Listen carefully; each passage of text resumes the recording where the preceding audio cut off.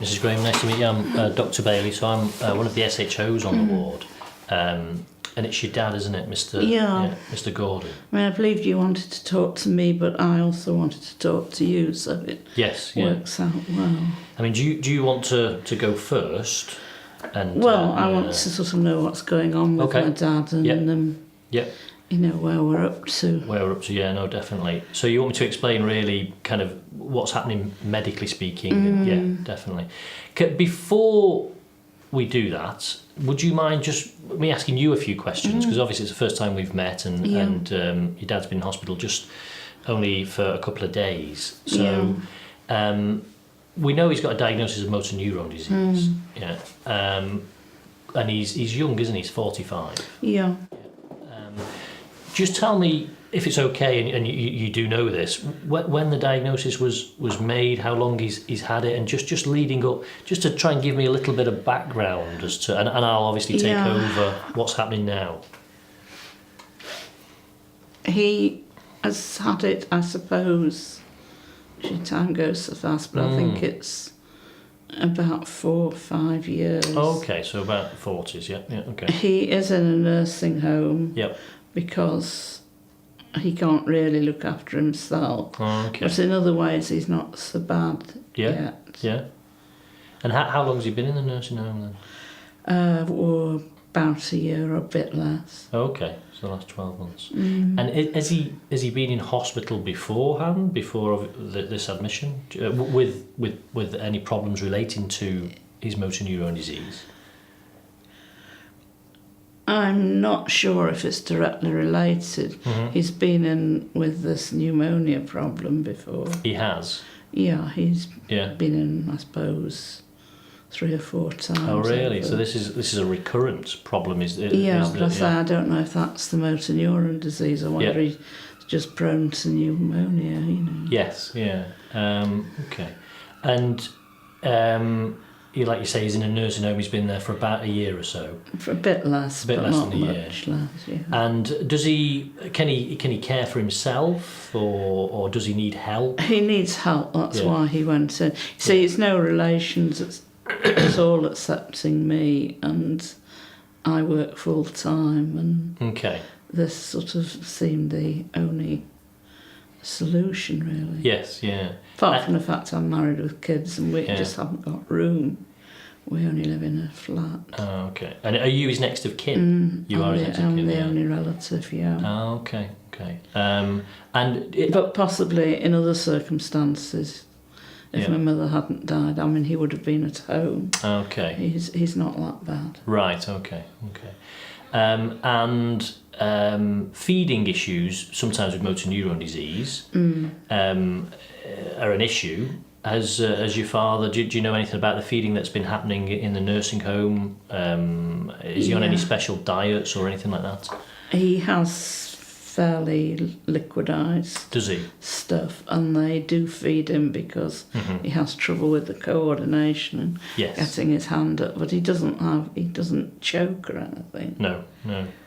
And cognitively, so his interaction, does he, things like, does he recognise you? Can you speak to him? Does anything? Yes, he does. Yeah. So, and so we've known about this diagnosis for around about 4 years or so, 4 or 5 years. Has things progressed pretty quickly, or what would you say? I don't know, because it's not a disease you know other people with. I mean, the only person I know is that man on television. Okay, yeah. He's had it a long time. He's had it a long time. Well, sort of looking at him, and my father's nothing like that. Oh, okay. At the moment, but I suppose it's developed quickly in the sense that, yes, now he hasn't the coordination to feed himself, and his speech is slightly affected. Yeah. But I mean, he's all there. And exactly. Yeah, so he knows what's happening. Yeah. I mean, I can certainly tell you at the moment that he's very unwell, and you've probably seen that yourself. I think he'd had problems with his breathing for a few days. And the GP went to see him and obviously saw him, felt that he couldn't be managed in the nursing home, and therefore admitted him to hospital. Yeah. The investigations that we've done have suggested that he's got a pneumonia, and which sounds like a recurrent problem. Yeah. And it's affecting the right-hand side, so the right-hand side of his chest and the right base of his chest. So, which is a common place for what we call aspiration pneumonia. What does that mean? Okay, so that means anybody with swallowing problems, it always makes you think, you know, when they're eating and drinking, and when they do swallow, is it going into the stomach? Or sometimes with the coordination difficulties, it can go into the lungs. And it commonly, if that happens, it goes onto the right-hand side. So we very much think your father has an aspiration pneumonia, most likely due to the fact that he has the motor neuron disease and therefore can't coordinate his swallowing for it to go into the stomach, but it's going into the lungs. I see, yeah. And that's probably why he's had these recurrent episodes of pneumonia. Yeah. I mean, he always recovers well as far as pneumonia is concerned. Yes, yeah. I mean, I think this is likely to be a recurring problem, as it clearly is. And you do say he recovers, on each occasion. Now, at the moment, we're treating him. We're certainly giving him fluids, and we're keeping him nil by mouth at the moment. So that what we need to do at some point is think about testing his swallow to see, getting the speech and language therapy with the experts in swallowing, get them to assess him, and to see, is this happening? Is the aspiration happening? And if it is, how bad is it? And do we need to think possibly about other forms of feeding? And that needs to be looked at, really, and obviously having a chat with your dad if he's well enough, and if not, having a chat with yourself. But we're certainly giving him hopefully good treatments, and we know what the problem is, and he's on good treatment, and hopefully, as you say, in the past he's recovered, and hopefully this time he'll do the same. But it is early days at the moment. Has your father ever spoke to you about his motor neuron disease and about the future and about what he expects to happen? Has that ever taken place, to your knowledge? No, I mean, he knows he's going to get worse, obviously. As I say, he's seen that chap on television as well. He's not the sort, really, though, to dwell on it. Just gets if he on does, with things, he does it quietly without discussing it. Yeah. And as far as he's always cheerful. He's always cheerful. As far as you know, has he ever made any? They call them advanced directives to say, if this happens, this is what I want to happen to me, or I don't want this to happen to me in this situation. As far as you know, he's never made any of those. No. Now, the other question I was going to ask you, at the moment he's not mobile, is he? From the information we got. No. So he's nursed in bed, isn't he? Well, he's in a wheelchair. He's in a wheelchair, isn't he? Okay. So they he obviously can't walk, but he'll move around and get pushed around in a wheelchair. And he has, like you say, he's got good. You can interact with him, and he's take him out in the garden. Have a chat with him, and good. I mean, because of his recurrent admissions, because of his motor neuron disease, and we know it's progressive. This situation of people having problems with their swallowing is relatively common in this situation, and will likely only get worse if we keep feeding him, normally via the oral route. Now, my consultant has seen your dad, and he's made the decision himself that he's looked at the clinical picture, if you like, and the fact that he's continued the antibiotics, and the hope is that he does get better. If he doesn't get better, so despite the antibiotics and despite the fluids that we're giving him, and despite keeping him nil by mouth and not giving him anything more, if that worsens his pneumonia, which it may happen, because very occasionally he still may aspirate, even the saliva that he produces can go into the lungs, because normally we would swallow it and it'd go into your stomach, or you would cough it out, and clearly I don't think his cough is very good either. No.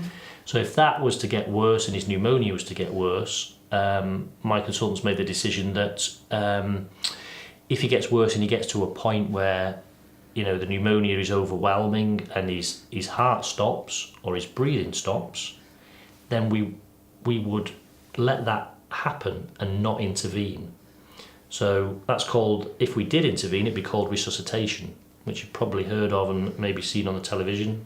Have you got any knowledge or any experiences about resuscitation? I know what I've seen on Casualty and Holby. Yeah. Whereas it usually can be successful, but my consultant seen your dad and thought and made the decision that the chances, if it did happen, of your father being resuscitated are extremely low, and probably, you know, we wouldn't be able to resuscitate him. Well, that doesn't mean you can't try. No, it doesn't, and certainly. Certainly in a lot of situations we do try. In the vast majority of people it's not successful. And my consultant's he's looked at your dad and he's made a decision himself that it wouldn't be successful. And also, if you look at the future for your dad... It's all right in making a decision like that, but in fact, it might not be successful, but can he make the decision to do it? He can. I mean, legally he can. And legally it's his decision to make. Well, I don't think it should be. No. And lots of people, you know, have opinions on it, and your opinion, you know, needs to be taken into account. And your dad's opinion is probably the main opinion that we need to take into account. He's very unwell at the moment, so it's difficult to get that opinion off him now. But that was the question really before, about had he ever discussed it? Have he ever... No, he hasn't. No. I mean... I think you're right that it is something that he should decide. But having said that,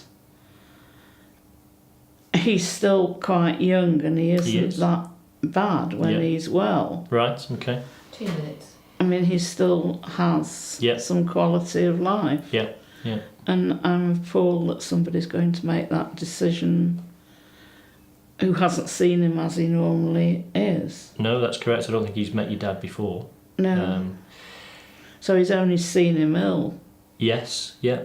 I mean, I think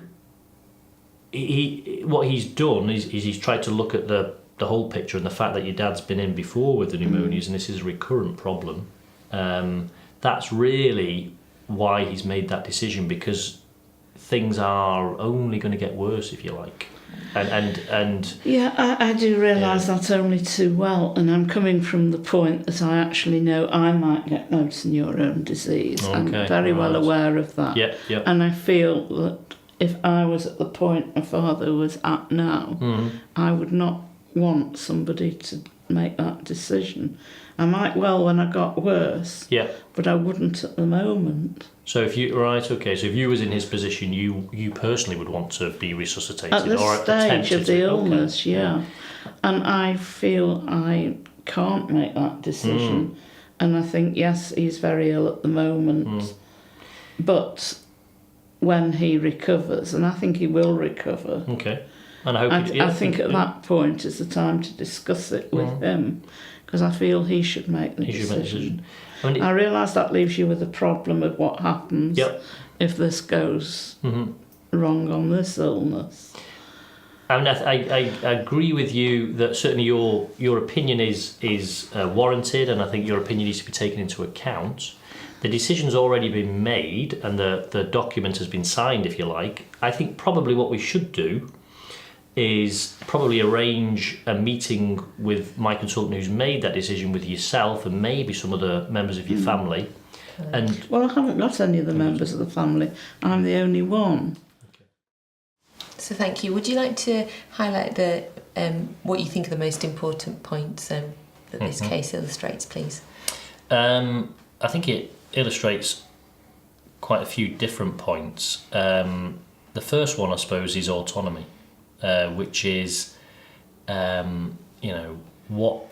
is the right thing to do for this patient, and has the patient got any input into that? At the present time, I think he's too unwell to have any input.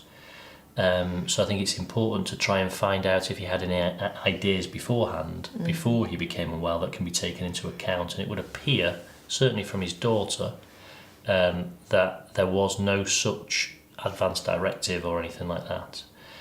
The other point is that is non-maleficence, so we don't want to do him any harm.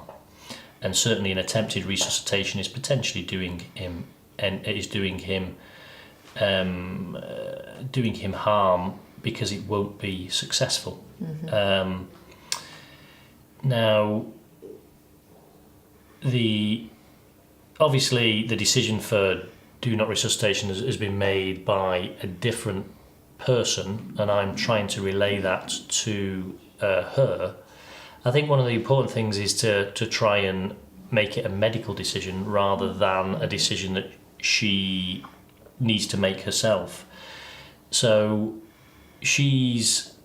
and I'm not sure I completely got to that point of making her aware that it's not her decision, although her views are taken into account. So there are a few different areas really. Okay, so how then might you deal with a scenario where you've clearly explained that it's a medical decision and the reasons for that, but you have a relative who's very much opposed to that? What would you do in that situation? I suppose if it was, I think you'd have to go up the line and DNR decisions are usually a senior decision from usually SPR level or consultant level. So I think you'd have to go to your consultant and ask his or her opinion about it and get them involved, I think. If clearly a family were opposed against a DNR decision that was already made, then that needs to be explored very quickly, usually by involving the consultant. I think in that situation, if it still wasn't resolved and the family were very unhappy, then a second opinion, probably from a different consultant, would be brought in. Okay. And in that situation, I think if it was still problematical, then I think the legal aspects would have to be looked at. I think in practice, a lot of places would rescind the DNR order, but I think if it truly a patient shouldn't be resuscitated and you're going to do them harm and it's futile treatment, then in the ideal world that should be pursued, and it should remain in place. If it's the correct medical decision, then I think it should be stood by. Okay. Thank you very much. Thank you.